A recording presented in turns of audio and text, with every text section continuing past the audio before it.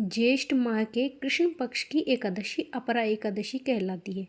कहा जाता है कि इस एकादशी व्रत को करने से भूत योनि और ब्रह्म हत्या जैसे पापों से भी मुक्ति मिल जाती है। आइए साथ मिलकर सुनते हैं पावन कथा और भक्ति रस का आनंद लेते हैं।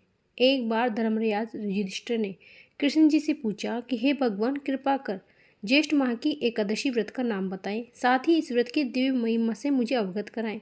तब श्री कृष्ण ने कहा, हे राजन, ज्येष्ठ कृष्ण पक्ष की एकादशी अपरा एकादशी कहलाती है, क्योंकि यह अपार पुण्य फल व धन संपत्ति देने वाली है।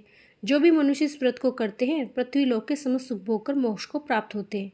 यह एकादशी अचला तथा अपरा दो नामों से जानी जाती है। भगवान कृष्ण आगे कहते हैं कि एक समय की बात है, महिध्वज नाम के एक अत्यंत धर्मात्मा राजा हुआ करते थे। राजा महिध्वज जितने सदाचारी धर्मात्मा थे, उनका छोटा भाई वज्रध्वज उतना ही अधर्मी पर्वती का था। उनकी हत्या करने के लिए षड्यंत्र रचा करता था। एक बार पापी वज्रध्वज अवसर पाकर अपने भाई महिध्वज की हत्या करे और जंगल में ले जाया गया और महिध्वज को प्रेत योनि में रहना पड़ा। वह उसी जंगल में पीपल के पेड़ पर प्रेत रूप में रहने लगे। उनकी मृत्यु के पश्चात वज्रध्वज अपनी प्रजा पर अत्याचार दुराचार शुरू कर दिया। साथ ही महिध्वज के प्रेत बनकर जंगल के रास्ते में आने जाने वाले लोगों को सताने लगे। लेकिन उनके द्वारा किए गए पुण्य कर्मों का फल जल्दी ही उन्हें मिला। एक दिन तपोबल से वे राजा महिध्वज की सारी आपबीती जान लेते हैं और उनकी सहायता करने की सोचते हैं। सर्वप्रथम ऋषि धौम्य राजा महिध्वज के पेड़ पीपल के पेड़ से उतारकर उन्हें परलोक विद्या का उपदेश देते हैं। दयालु ऋषि व्रत भी करते हैं।